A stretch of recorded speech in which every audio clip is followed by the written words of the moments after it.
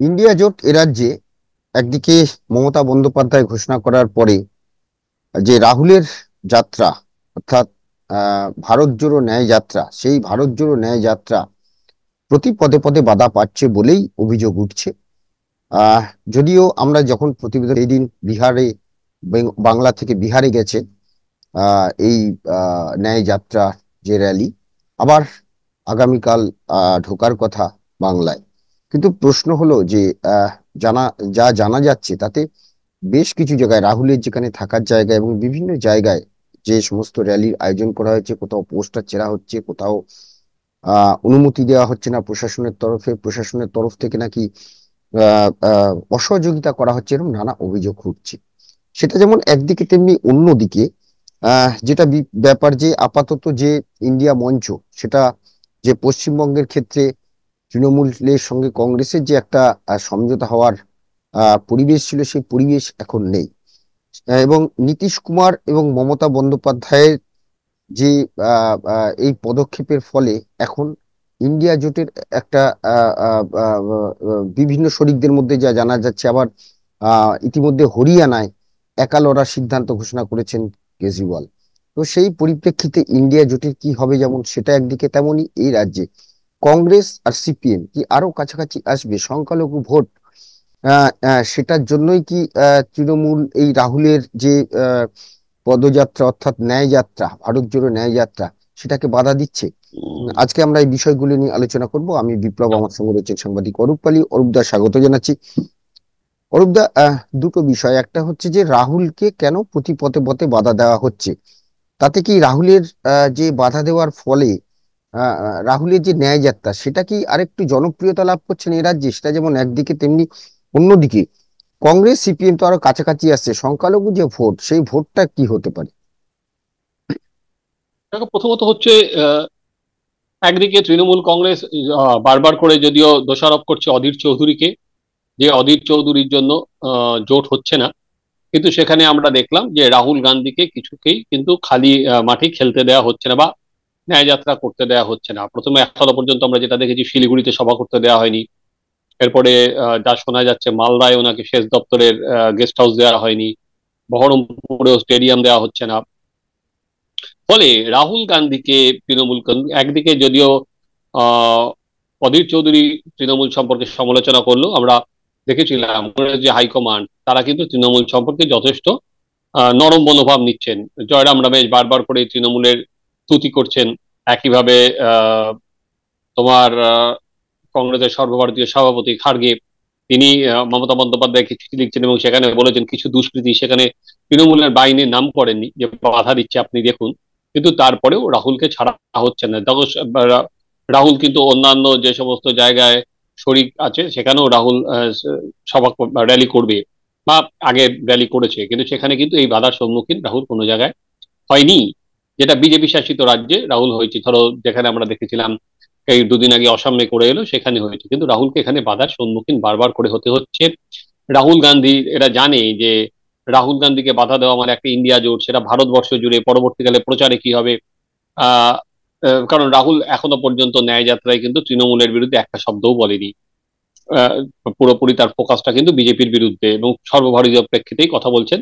পশ্চিমবঙ্গের ক্ষেত্রে সরাসরি কোনো কথা বলে আকার ইঙ্গিতে কেউ যে যার মতো করে ব্যাখ্যা করার চেষ্টা করছে, কিন্তু উনি পশ্চিমবঙ্গে ঢোকেনি। যে পশ্চিমবঙ্গের ন্যায় নিয়ে উনি ন্যায়, যেমন বিজেপির হিংসা, বিজেপির রাজনীতি যেটা মেরুকরণের, তাই নিয়ে উনি ন্যায় চাইছেন। কিন্তু পশ্চিমবঙ্গের ন্যায় বলতে যে সমস্ত চাকরি হোক, চাকরি চুরি হোক, ছেলেগুলো রাস্তায় বসে আছে তাই নিয়ে হোক, দিয়ে যারা চাইছে তাদের ন্যায় হোক, তিনি কিন্তু সেই ন্যায়গুলো চাননি। সেটাও তো ন্যায় যাত্রা, ন্যায় তো তারাও চায়। বলে ভারতবর্ষে যেমন বিজেপির হাত থেকে ন্যায় চায়, এখানেও যে সমস্ত অন্যায় হয়েছে তার থেকেও তো বাংলা ন্যায় চায়। রাহুল কিন্তু সেই দিকে ঢোকেননি।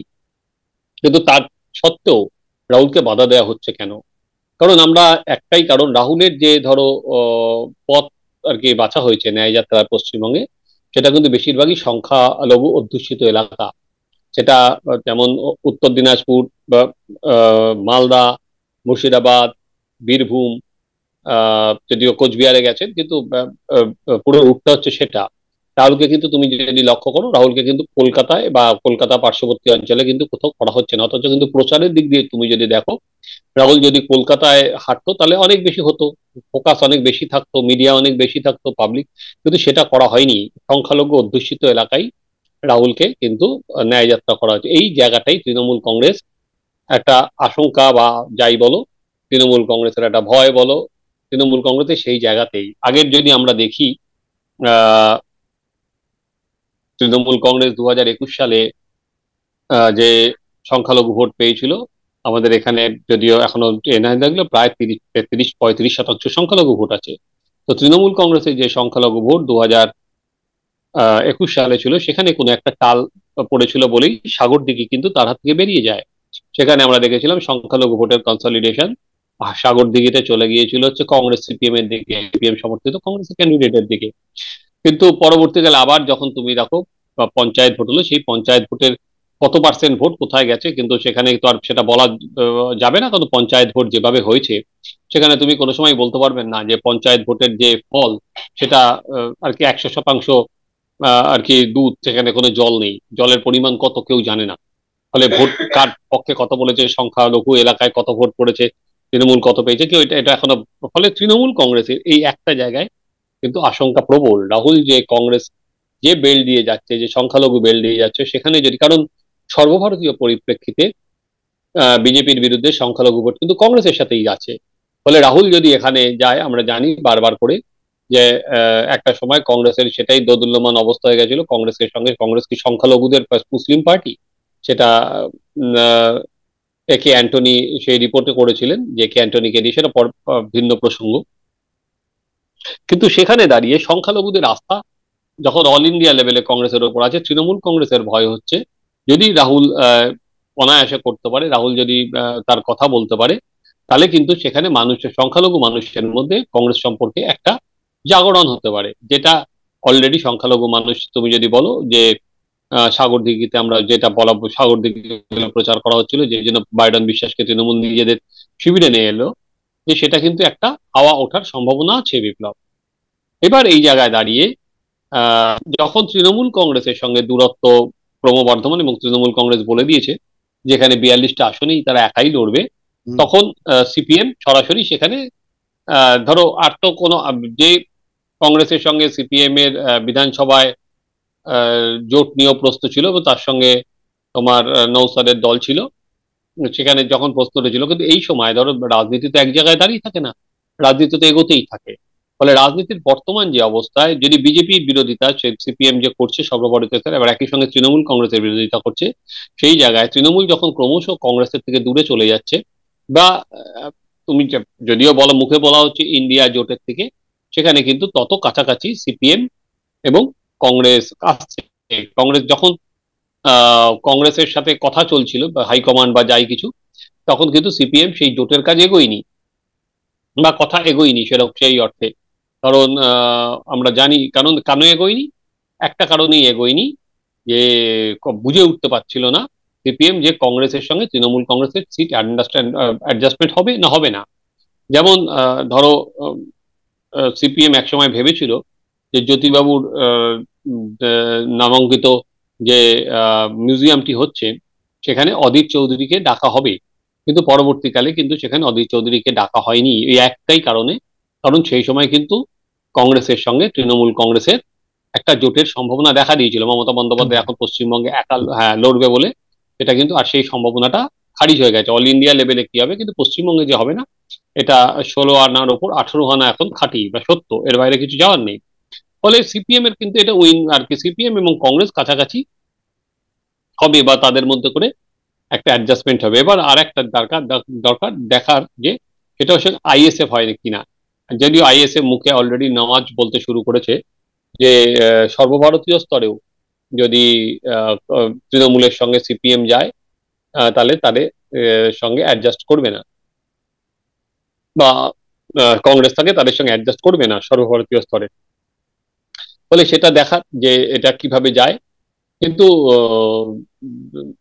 এটা ঘটনা যে যদি তৃণমূল কংগ্রেসের সঙ্গে যত দূরত্ব বাড়বে কংগ্রেসের, তত সিপিএম এবং কংগ্রেস কাছাকাছি আসবে। এবং যে রাহুল গান্ধীর যে তোমার 31 তারিখের সভা, সেটা সিপিএম এর কেন্দ্রীয় কমিটির মিটিং 3 দিন হবে, 31 তারিখের সভা এরকম শোনা যাচ্ছে। সিপিএম এর রাজ্য সম্পাদক নিজে হাঁটতে পারেন, এবং সেখানে মীনাক্ষী বা সিপিএম এর নতুন প্রজন্মের যারা নেতা তারাও হাঁটতে পারেন, ফলে সেটাও কিন্তু একটা অন্য বার্তা যাবে। সেটা একদিকে কিন্তু তোমার সিপিএম বা কংগ্রেস হলে, সিপিএম বা যারা করছে সংখ্যালঘু ভোট ব্যাংক, তাদের ওই সব এলাকায় তাদের মধ্যে কিন্তু একটা উন্মাদনা সৃষ্টি হবে। এবার দেখা যে তৃণমূল কংগ্রেস আগামী দিনে চলে যে জায়গায় যাচ্ছে, তো একটাই তো সবাই বলার চেষ্টা করছে যে বিজেপিকে হারাতে সবাই আমি একাই পারি।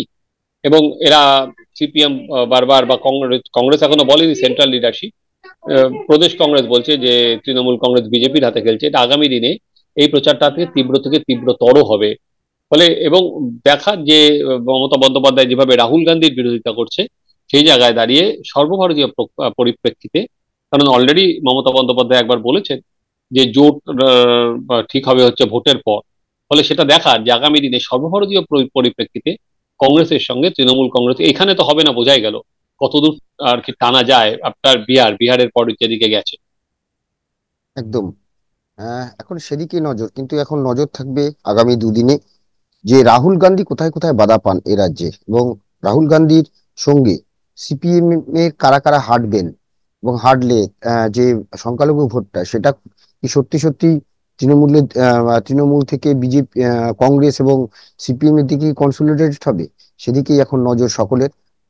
এখনো ভোট ঘোষণা হয়নি, আরো মাসখানেক, হয়তো ফেব্রুয়ারির মাঝামাঝি ভোট ঘোষণা হতে পারে। তো সেই জায়গা থেকে আহ ইন্ডিয়া জোট কোন জায়গায় কি শেপ নেয়, এখনো সকলের নজর সেদিকে, আমাদের নজরও সেদিকে থাকবে। আপাতত আমাদের এই আলোচনা নিয়ে আপনাদের মতামত অবশ্যই কমেন্টস বক্সে জানান, ভালো লাগলে লাইক দিবেন। সবাই ভালো থাকবেন। ধন্যবাদ ধন্যবাদ আপনাদের। নমস্কার। বাংলা বলছি চ্যানেলটি সাবস্ক্রাইব করুন এবং সমস্ত অনুষ্ঠানের আপডেট পেতে বেল আইকনটি অন করুন।